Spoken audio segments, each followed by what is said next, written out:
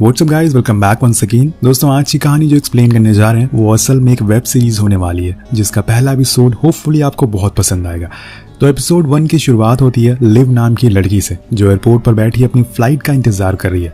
असल में live New York में बहुत ही बेहतरीन लॉयर है, लेकिन किसी इमरजेंसी की वजह से उसे अपने टाउन जाना पड़ता है, जो कि लिविक में पड़ता है। अभी उसे अपने बॉस का कॉल आता है, जो उसे हैरान होकर पूछते हैं कि आज तुम ऑफिस क्यों नहीं आई। तो वो बताती है कि मैं आउट ऑफ टाउन जा रही हूँ थोड़ी दिन के लिए। अब ये सुनकर उसकी बॉस थोड़ा शॉक हो जाती है, क्योंकि लिव ऐसे अचानक से आज तक कहीं नहीं गई। वो उसे जाने की वजह पूछती है, लेकिन वो सही से जवाब नहीं देती। तभी उसकी बॉस कहती है कि क्या हम तुम्हारी जगह पर थोड़ी दिन के लिए डैनी को रख सकते हैं। अब ये सुनकर लिव के आव भाव बदल जाते हैं। ऐसा लग रहा था कि जैसे उसे इस बात का डर सता रहा है कि कहीं वो उसकी जगह ना ले ले, या फिर कुछ और वजह हो सकती है। खैर, ये तो हमें आगे पता चलेगा। अब लिव अपना वेट जारी रखती है, लेकिन अब काफी देर हो गई थी, इसलिए वो स्टाफ से अपनी फ्लाइट की अपडेट लेती है। तो उसे पता चलता है कि विंड के बहाव की वजह से फ्लाइट डिले हो चुकी है। अब आप टेंशन मत लीजिए, हम आपके लिए कल की फ्लाइट बुक कर देते हैं। लेकिन लिव को आज ही जाना था और अभी, इसलिए वो वहाँ परेशान होने लगती है। और तभी उसे 2 आदमी दिखाई देते हैं जो अपने प्राइवेट प्लेन से लिविक की ओर जा रहे थे। पहले तो वो उसे पूछने से घबराती है, लेकिन कुछ देर बाद वो उनके पास जाकर उन्हें रोकती है और बताती है कि उसे अभी इमरजेंसी में लिविक जाना है। मैंने सुना है कि आप लोग भी वहाँ जा रहे हैं, क्या मैं भी आपके साथ चल सकती हूँ।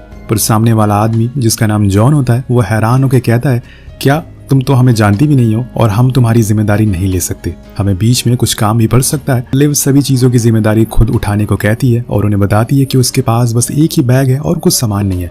अच्छा चलो, मैं आप दोनों को $1,000 दूंगी, अब मुझे लिविक ले चलो। तो पैसे सुनकर वो आदमी मान जाते हैं और उसे अपने साथ अलाउ कर देते हैं। अब सभी लोग उड़ान भरते हैं और ये प्लेन बहुत ही छोटा था, इसलिए इसमें विंड का असर ज़्यादा होता है, जिस वजह से वो हिले जा रहा था। और ऐसा होना लिव के लिए अच्छा नहीं है, क्योंकि उसे हाइट से काफ़ी डर लगता है। उसे ऐसे डरते हुए देखकर जॉन उसे बात करने की कोशिश करता है और उसे ड्रिंक ऑफर करता है ताकि वो शांत हो सके, लेकिन वो मना कर देती है। जिसके बाद वो अपने बारे में बताने लगता है कि वो एक वाइल्ड लाइफ फोटोग्राफर है। और वो कहती है कि ओह, तुम्हारे तो फिर मजे के दिन होंगे, तुम तो पूरा दिन बस फोटो क्लिक करते रहते होगे। तो जॉन बताता है कि हर इंसान को दूसरे इंसान का काम आसान लगता है, लेकिन मैं तुम्हारी जानकारी के लिए बता दूं कि मुझे एक अच्छी फोटो लेने के लिए पूरा दिन या फिर कई दिन ऐसे जंगलों में बिताना पड़ता है, जहाँ पर इंसान का 1 घंटा भी सर्वाइव कर पाना मुश्किल होता है। अब वो भी उसके काम के बारे में पूछता है, वो वही बता दिया। जैसा कि हम जानते हैं कि वो लॉयर है और एक केस के लिए वो लिविक जा रही है।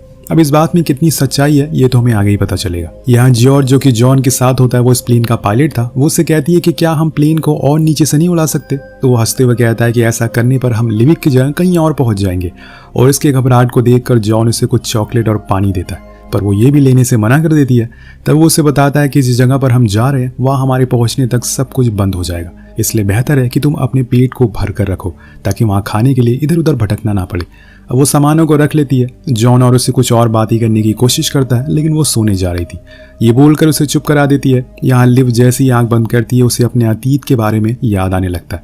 यहाँ पर हम लिव की दोस्त रूथ को देख पाते हैं, जो उसे एक पार्टी के लिए इन्वाइट करती है। और वो उस पार्टी में बहुत ही मुश्किल से आती है, क्योंकि उसे ऐसे पार्टी में जाना पसंद नहीं था। वो सिर्फ अपने काम पर ध्यान देती थी। और यहाँ ये देखकर हमें लग भी रहा था, जब रूथ उसे एक लड़के से मिलवाती है, तो ये लड़का कोई और नहीं बल्कि डैनी है, जिसके बारे में हमने कहानी की शुरुआत में जाना था। कुछ इस तरह से इन दोनों की पहली मुलाकात हुई। लेकिन यहाँ लिव पार्टी से जाने लगती है, पर रूथ उसे अपनी दोस्त की कसम खिलाकर वहाँ रोकती है। और यहाँ उसे मजबूरन डैनी से बात करनी पड़ती है, पर वो उसमें ज्यादा इंटरेस्ट नहीं दिखा रही थी, क्योंकि उसे समझ आ गया था कि रूथ असल में उन दोनों को रिलेशनशिप में लाने की कोशिश कर रही है। और तभी प्लेन में कुछ हलचल महसूस होती है और चीजें हिलना डुलना शुरू हो जाती है, जिसकी वजह से उसकी आंख खुल जाती है। अब दोनों लोगों को घबराया हुआ देखकर जब उसकी नजर बाहर पड़ती है, तो उसे पता चलता है कि प्लेन तो नीचे जाता जा रहा है, जो एक मुसीबत का संकेत है। यहाँ पर जॉन चिल्ला रहा होता है जॉर्ज पर कि ऐसा कैसे हो सकता है। तो लिव पूछती है कि हम इतना नीचे क्यों उड़ रहे हैं, आखिर इसकी वजह क्या है। तब जॉन उसे बताता है कि हमने सिग्नल खो दिया है, क्योंकि तभी प्लेन एक पेड़ से टकरा जाता है, जिससे कि उसका एक विंग टूट जाता है और प्लेन अनबैलेंस होकर सीधा एक झील में जाकर क्रैश होता है। कुछ समय के लिए मानो सब कुछ ब्लैंक हो गया था, लेकिन थोड़ी देर में जब लिव की आंख खुलती है तो वो देख पाती है कि जॉर्ज के पैर में एक रॉड घुस गई है, जिस वजह से वो बाहर नहीं निकल पा रहा है। लेकिन वही जॉन, जो कि खुला हुआ था, वो डूब रहा है, क्योंकि उसे तैरना नहीं आता। पर यहाँ लिव जॉर्ज की मदद के लिए उसके पास जाती है और उसके बेल्ट को खोलने की कोशिश करती है। लेकिन इतने में जॉन प्लेन का गेट खोल देता है, जिससे प्लेन में तेजी से पानी भरना शुरू हो जाता है। लिव और जल्दी ट्राई करती है कि वो जॉर्ज का बेल्ट खोल दे, लेकिन ऐसा हो नहीं पाता और उसकी वही मौत हो जाती है। अब लिव की भी मौत हो ही जाती, लेकिन सही मौके पर उसने खुद को पानी के साथ ऊपर पहुंचा दिया, जिसकी वजह से वो बच जाती है। लेकिन तभी उसकी नजर पड़ती है जॉन पर, जो कि डूब रहा था, इसलिए वो उसके पास जाती है, लेकिन वो घबराहट के मारे उसे ही डुबाने लगता है।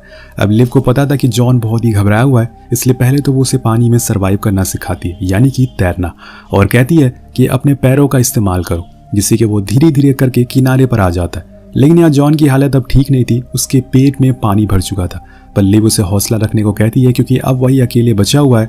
तभी वो होश में आ जाता है, क्योंकि उसके पैर में एक बड़ा सा जख्म भी हो गया था। ये देखकर लिव घबरा जाती है। जब उसे होश आता है तो वो अपने जख्म पर कपड़ा बांधने को कहता है, ताकि खून का बहाव रुक सके। इसलिए वो एक कपड़े को उस जगह पर टाइट से बांध देती है। लेकिन तभी वो फिर से बेहोश हो जाता है। उसे डर सताने लगता है कि कहीं जॉन मर तो नहीं गया है, इसलिए वो उसके दिल की धड़कन भी सुनने की कोशिश करती है, और तब जाकर उसे मालूम पड़ता है कि हाँ, अभी वो जिंदा है। अब यहाँ उसे ख्याल आता है कि अपने फ़ोन का, इसलिए वो फ़ौरन उसे निकाल कर 911 पर कॉल करने की कोशिश करती है। लेकिन यहाँ लिव को ये बात याद रखनी चाहिए कि वो इस समय जहाँ पर है वहाँ कोई भी मोबाइल नेटवर्क नहीं है, इसलिए फ़ोन का इस्तेमाल तो वो कर ही नहीं सकती। ये जगह अलास्का के घने जंगलों के बीच में है। वो कुछ ईंट की मदद से कुछ दिन जिंदा रह भी सकती थी, लेकिन वो भी प्लेन के साथ ही डूब गया, और इसीलिए वो जॉन के पॉकेट को चेक करती है, जिसमें उसे एक लाइटर मिलता है और उसके फ़ोन भी, लेकिन उसमें भी नेटवर्क नहीं आ रहे थे। यहाँ उसकी परेशानियां बढ़ती जा रही थी, क्योंकि कुछ ही समय के बाद अंधेरा भी हो जाएगा, और तब वो कैसे रात गुजारेगी। जॉन का कुछ अता पता नहीं है, वो चल भी पाएगा या फिर नहीं। इसलिए वो सबसे पहले तो किसी ऊंचाई वाली जगह पर जाती है, जहां से उसे शायद कोई सिग्नल मिल सके। यहाँ से वो पहली बार उस घने जंगल के बीच में जाती है। अब वहाँ दोस्तों इतने बड़े बड़े पेड़ होते हैं कि सूरज की रोशनी भी नीचे तक पहुँच नहीं पा रही थी। अब कई घंटों के बाद वो वहाँ फाइनली पहुँच जाती है, लेकिन वहाँ जाकर दोनों फोन में नेटवर्क लाने की कोशिश करती है, लेकिन इसका भी कोई फायदा नहीं होता। उसे अपने सामने एक घना वीरान जंगल दिखाई देता है, जिसे देखकर उसकी पूरी उम्मीद टूट जाती है। वो उसे देखकर बहुत डर चुकी थी और हेल्प के लिए चिल्लाना शुरू कर देती है।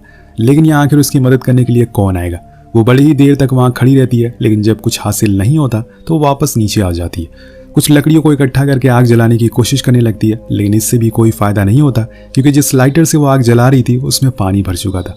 आग ना जलने के पानी वो बहुत ही इरिटेट हो जाती है, और इस वजह से वो खुद को तकलीफ पहुंचाने लगती है। लेकिन कुछ देर बाद उसे समझ आता है कि इस जंगल में ऐसे रात बिताना आसान नहीं है, क्योंकि अब धीरे धीरे करके ठंडी हवाएं चलना शुरू हो गई है। इसलिए वो फौरन जंगल में जाती है और वहां से कुछ और मोटी पत्तियां लेकर आती है, ताकि वो खुद को ढककर थोड़ा ठंड से बच सके। अब वो जॉन के साइड में ही सोने की कोशिश करती है, लेकिन बहुत देर बाद जाकर उसकी हल्की सी उसे नींद आती है। अब यहाँ वो फिर से जॉन की धड़कन को चेक करती है, जिससे उसे पता चलता है कि वो बस बेहोश है, मरा नहीं है। वो पास में ही पड़े हुए एक पेड़ की टहनी पर एक लाइन बना देती है, और ऐसा उसने इसलिए किया ताकि उसे याद रहे कि एक दिन का समय बीत चुका है। तभी वो नोटिस करती है कि जॉन कुछ हलचल कर रहा है। वो फौरन उसके पास जाती है और वो दर्द के मारे कर्रा रहा था। अपने पेट की तरफ वो इशारा करता है। जब लिव उसकी शर्ट को ऊपर करती है तो देखती है कि उसके पेट में तो जख्म हो गया और अब इन्फेक्शन फैलता जा रहा है, और दूसरी तरफ उसके पैर में भी जख्म है जो कि सड़ना शुरू हो गया है। लेकिन यहाँ लिव उसे हौसला रखने को कहती है और बोलती है कि जरूर हमें कोई ना कोई यहाँ बचाने आएगा, तुम्हारी टीम भी आ सकती है, उनका एक फोटोग्राफर अगर वहां नहीं पहुंचा तो तुम्हारी इतनी बड़ी कंपनी है तो तुम्हें जरूर बचाने आएगी। लेकिन यहाँ जॉन उसको ये बोलकर डरा देता है कि ऐसा कुछ नहीं होने वाला है, क्योंकि मैं किसी नेशनल जियोग्राफिक कंपनी के लिए काम नहीं करता हूँ, मैं एक मामूली सा आदमी हूँ, मैंने तुमसे झूठ बोला, मुझे माफ कर दो। अब ये उसकी जिंदगी के आखिरी शब्द होते हैं, जिसके बाद वो वहीं दम तोड़ देता है। उसके गुजरने का दुख लिव को बहुत ज्यादा ही होता है, क्योंकि अभी तक उसे उम्मीद थी कि जॉन उसके साथ है, लेकिन उसके जाने के बाद वो बिल्कुल अकेली पड़ चुकी है। तभी उसकी नजर झील में पड़ती है, जहाँ एक फोटो तैर रहा था जिसमें किसी चीज का एक्सरे था, जिसे देखकर लिव बहुत ही ज्यादा इमोशनल हो जाती है। तो आखिर दोस्तों इस फोटो में ऐसा क्या है, और इसी सस्पेंस के साथ ये एपिसोड यहीं खत्म हो जाता है। वेल आखिर कैसे लिव अलास्का के इस जंगल में खुद को जिंदा रख पाएगी, क्या सच में उसे कोई बचाने आएगा या फिर वो यहीं पर मारी जाएगी, ये जानने के लिए आपको देखना पड़ेगा एपिसोड 2। इसके लिए इस वीडियो पर एम करते हैं 4000 लाइक का और 400 कमेंट का। फटाफट कर दीजिए। मिलते हैं अगली वीडियो में एपिसोड 2 और 3 के साथ। जी हाँ दोस्तों।